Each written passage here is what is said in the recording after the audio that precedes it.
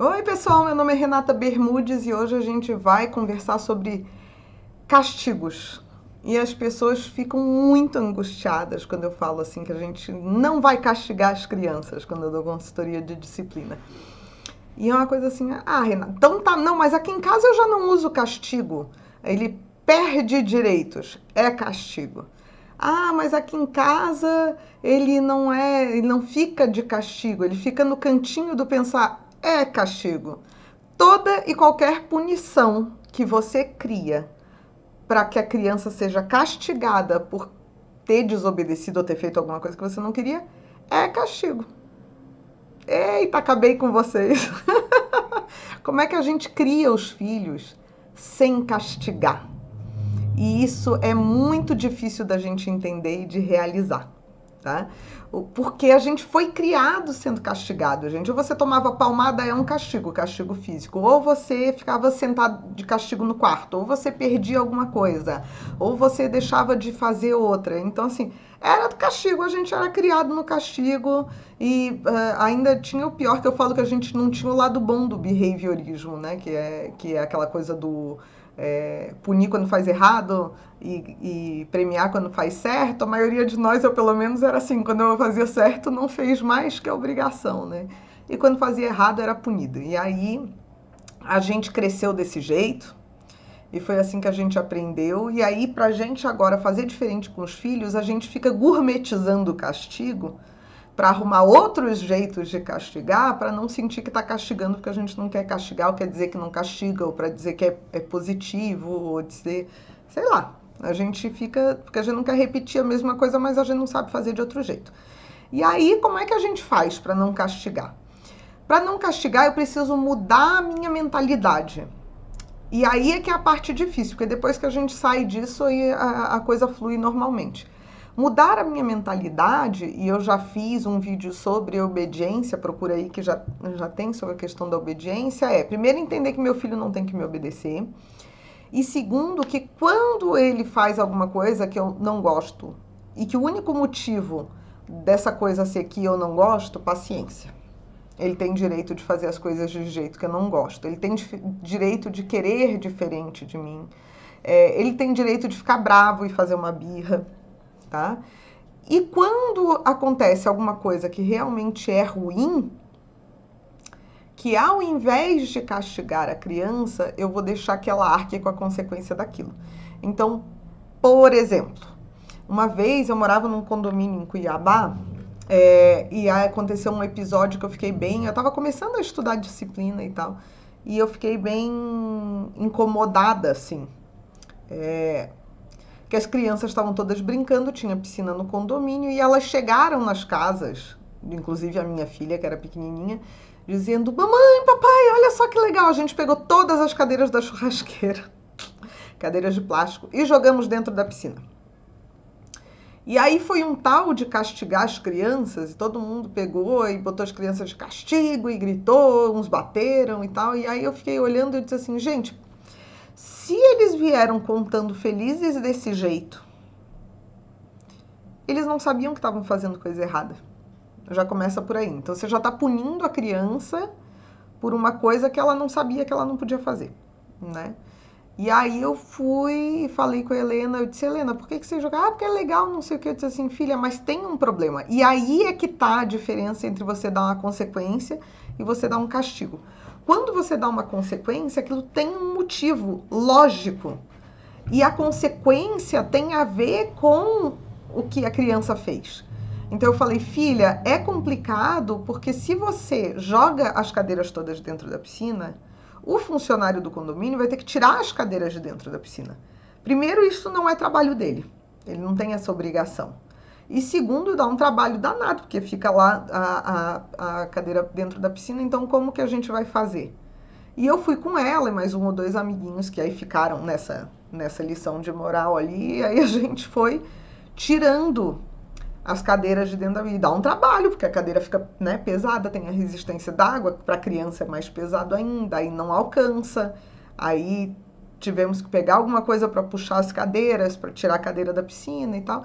E elas viram o trabalho que o zelador teria se isso acontecesse. tá? Se fosse ele que tivesse que lidar com aquilo. E arcando com essa consequência, ela entendeu, e ela e os outros que estavam juntos, que não podiam fazer isso, porque isso gerava um enorme trabalho para os outros.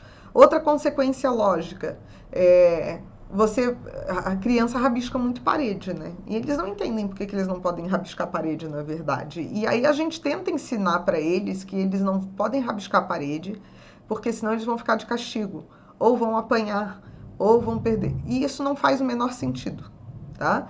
E aí o que a gente faz? A criança rabiscou a parede, você pega uma esponjinha, não precisa dar bronca nem nada, você pega a esponjinha e diz, filho, vamos lá limpar agora, porque sujou a parede da nossa casa. Se você fala, vai limpar agora, eu quero não sei o que.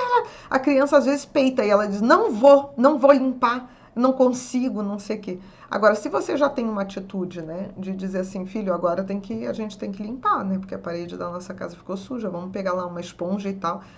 E a criança vira o trabalho que dá limpar, ela vai lembrar disso e vai pensar 2 vezes antes de rabiscar novamente, tá? E aqui em casa tinha até uma coisa assim, uma vez uma delas, acho que foi a Iris ou a Flora, que rabiscou e eu perguntei, filhas, quem foi que rabiscou a parede? Ah, foi a Flora ou foi a Iris, agora eu não vou lembrar exatamente. E eu disse assim, tá bom, filho, então pega a esponjinha lá e vai limpar, porque não pode a parede da casa ficar suja, né? Pega lá pra mamãe. E aí as outras 2 disseram, a gente pode ajudar? Pode. Ainda promove a colaboração entre irmãos, ó, tá vendo? A gente não perde viagem. Porque o que eu quero é que os irmãos colaborem, né? A gente briga tanto pros... a gente, né, age tanto para os irmãos não brigarem e aí quando eles querem colaborar eu não vou deixar? Pode. Ficar as 3 lá esfregando. Nossa, cansou, mamãe. Eu disse, é por isso que não pode rabiscar. Porque no papel a gente não precisa limpar, mas na parede precisa limpar e dá trabalho. Tá? E aí você vai criando uma coisa de a criança ir entendendo que todos os atos delas têm consequência. E isso tem uma outra grande vantagem, que é a criança entender que quando ela, aliás, tem várias grandes vantagens. Que quando ela faz alguma coisa errada, você não deixa de amar ela. Quando você grita, bate, bota de castigo, na verdade você está dizendo que você... O que ela está entendendo é que você não ama ela se ela não se comportar como você quer. A segunda é que ela esconde menos, porque ela não vai ter medo. Ela vai entender que ela vai ter que arcar com a consequência daquilo. Ela pode até se sentir envergonhada, mas ela não vai ter medo de apanhar, medo de ficar de castigo, medo de ficar com outra coisa. E a terceira, ela cria experiência, que é uma coisa que eu já abordei lá no vídeo da obediência, que é entender como o mundo funciona. Se eu não deixo meu filho arcar com as consequências, ele não vai entender como é que o mundo funciona. E normalmente o que a gente faz? Porque você rabiscou a parede, não sei o que, então vai ficar não sei quanto tempo trancado, vai perder o videogame, ou vai não sei o que, não vai ver televisão lá, e a mãe vai lá, ou a funcionária, ou o pai, e vai lá esfregar a parede. Ou seja, eu puni a criança, mas eu privei ela de arcar com a consequência daquilo que ela fez. E aí ela não vai entender. Gente, não tem lógica. Eu sempre brinco que, então, aquele castigo de trancar no quarto, o que é o equivalente na sociedade a você ficar trancado no quarto? É a cadeia, né? Então, assim, você só bota na cadeia a pessoa que não tem condição de conviver, né? Então, você não vai pegar seu filho e ficar trancando ele no quarto, até porque tem crianças que vão trucar. Elas vão dizer assim, então eu vou pro castigo. E elas vão. Se é que já não tá fazendo, né? Então, é sim possível viver sem castigar. E o que vai fazer com que você entenda se está castigando ou não é se você fabricou aquela situação ou se aquela situação se apresentou naturalmente. Se você fabricou a situação, é castigo. Se você deixou ela se apresentar naturalmente, é consequência. E outra coisa que ajuda muito é você dizer assim, se fosse um adulto nessa situação, o que eu faria? Então, se você fosse se você é um adulto, tá na casa dos outros e você deixa um copo cair, o que você vai fazer? Vai limpar. Então, se o seu filho derrama água, tal, claro que vidro a gente quer cuidar mais, mas se seu filho derrama água, você vai dizer, ih, filho, não tem problema, pega um paninho lá para você limpar, tá?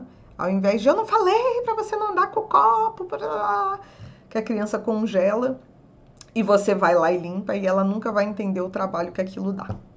Tá bom, gente? Então dá uma pensadinha nisso, vamos mudar a forma de pensar, que vocês vão ver que no começo é bem difícil, você tem que ficar fazendo esse exercício de pensar como que eu vou lidar com essa situação. Mas depois fica muito mais fácil. Nossa, como é mais fácil a gente criar filhos sem castigar. Confia em mim. Começa a tentar hoje.